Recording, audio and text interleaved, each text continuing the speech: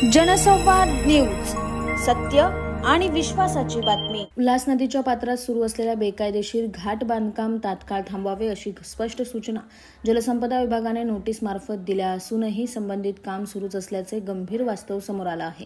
एका आठवड्यात सदर घाट हटवावे, अन्यथा उच्च न्यायालयात दाद मागू असा इशारा पर्यावरणवादी सरिता खानचंदानी यांनी प्रशासनाला दिलाय। उल्हासनगर कॅम्प नंबर 1 मधील महाळ गावाजवळ रिजन्सी अंटाली या इमारत संकुलात आमदार कुमार आयलानी यांच्या निधीतून आणि प्रयत्नांमुळे घाटाचे बांधकाम सुरू आहे। हे काम थांबवण्याबाबत उपविभागीय अधिकारी जलसंपदा विभाग ठाणे यांनी उल्हासनगर महानगरपालिका आयुक्तांना स्पष्ट नोटीस पाठवली, मात्र कारवाईच्या अभावामुळे बांधकाम वेगाने सुरू आहे। हिराली फाउंडेशनच्या अध्यक्षा सरिता खानचंदानी यांनी या संदर्भात उल्हासनगर महानगरपालिकेला नोटीस पाठवत घाटाचे काम त्वरित थांबवावे आणि संबंधितांवर कडक कारवाई करण्यात यावी अशी मागणी केली। दरम्यान बदलापूरमध्ये उल्हास नदीच्या काठावर सत्संग विहार संस्थेने केलेल्या उत्खनन प्रकरणात तहसीलदारांनी संस्थेला 10 कोटी रुपयांचा दंड ठोठावत तात्काळ भराव काढण्याचे आदेश दिले आहेत। या प्रकरणात कर्जत व रायगड इरिगेशन विभागाने कठोर भूमिका घेतली, त्यानुसार कळवा ठाणे इरिगेशन विभागानेही या प्रकरणाची गंभीर दखल त्वरित घ्यावी अशी जोरदार मागणी करण्यात येत आहे। नदीपात्रात मोठ्या प्रमाणात झाडांची तोड, उत्खनन, मातीचा भराव आणि सिमेंटीकरण हे सर्व विना परवानगीशिवाय सुरू असून हे थांबवण्याची गरज अधोरेखित केली जात आहे। प्रशासनाने आता तरी जागे व्हावे आणि पर्यावरणाच्या दृष्टीने गंभीर दखल घ्यावी आणि बेकायदेशीर बांधकामावर कारवाई करावी अशी मागणी खानचंदानी यांनी केली आहे। आपल्या चॅनलच्या माध्यमातून मी हे स्पष्ट करू इच्छिते की जे उल्हास रिव्हर आहे, उल्हास नदी आहे, ती महाराष्ट्राची सर्वाधिक प्रदूषित नदी अशी घोषित झालेली आहे आणि ॲक्च्युली तर ते इंडियाचा पण लाईनमध्ये आहे ना। जी ही उल्हास नदी आहे ही लाखो लोकांना प्यायचं पाणी पुरवठा करते आणि जर आपण प्रशासनिक बात करताय तर पाटबंधारे विभाग, इरिगेशन डिपार्टमेंट जे आहे त्यांना त्याची खात्री करायची आहे। आता एक मी आपल्याला डॉक्युमेंट दाखवते 2023चा, 2023चा डॉक्युमेंट आहे।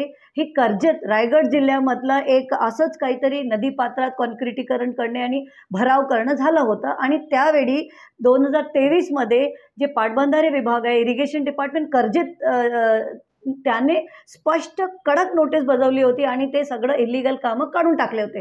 ते जेव्हा मला माहीत पडलं आणि इथे मला माहीत पडलं 2024ला की काहीतरी MLA निधीतून एवढं मोठं ब्युटिफिकेशनचं कार्य चालू आहे, तर इमिडिएट सगळे फोटोज काढून सगळे पुरावे देऊन आणि हे जे एक संदर्भ आहे कर्जत इरिगेशन डिपार्टमेंटचं ते मी आपल्या ठाणा जिल्ह्याचे ते कलवा स्थित पाटबंधारे विभाग आहे त्यांना लिहिलं।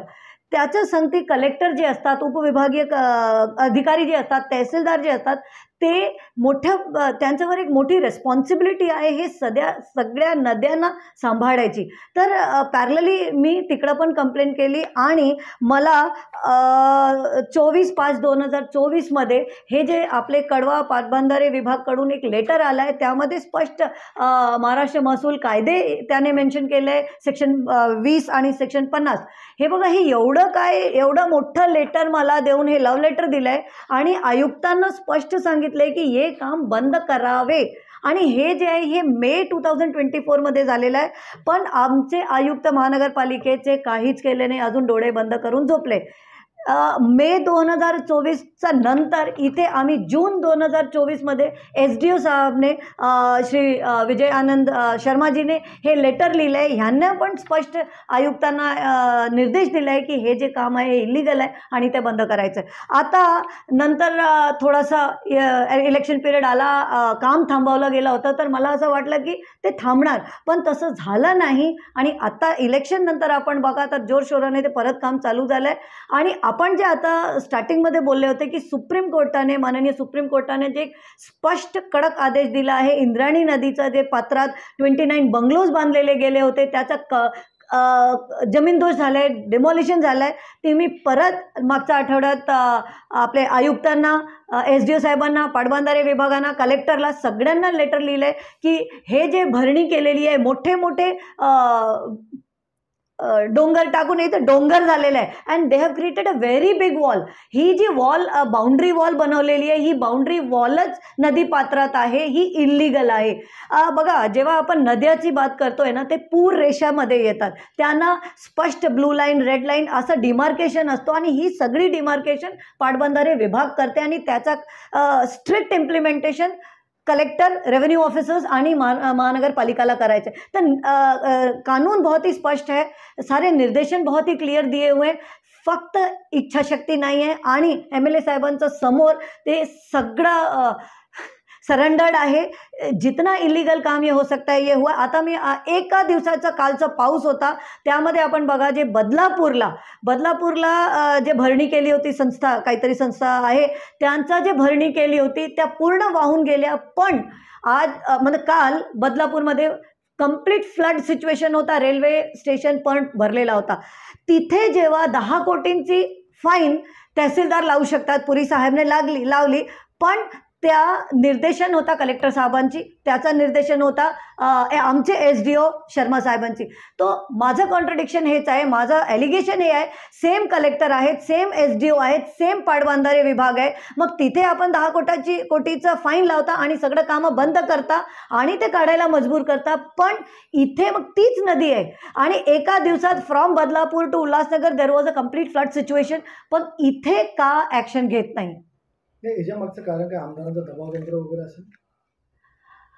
बघा ते तर स्पष्टच आहे, तिथे पण संस्था होती, पण तिथे पण राजकारण होतं, असं मी बोलू शकत नाही की कोणताही भरणी करून आणि ते नदीपात्र घेणार, ॲब्सोल्युटली नो। माझं असं आहे की तिथे जेव्हा तुम्ही ॲक्शन घेतला, मग इथे का कलेक्टर साहेब, SDO साहेब आणि आपले पाटबंधारे विभाग का घेत नाही? एकंदरीत जे नदीपात्रामध्ये जे बांधकाम केले ते दुष्परिणाम काय होते? बघा नदीमध्ये जेव्हा हे एन्क्रोचमेंट असतो, कॉन्क्रिटायझेशन असतो, ॲब्सोल्युटली ते फ्लड येणारच।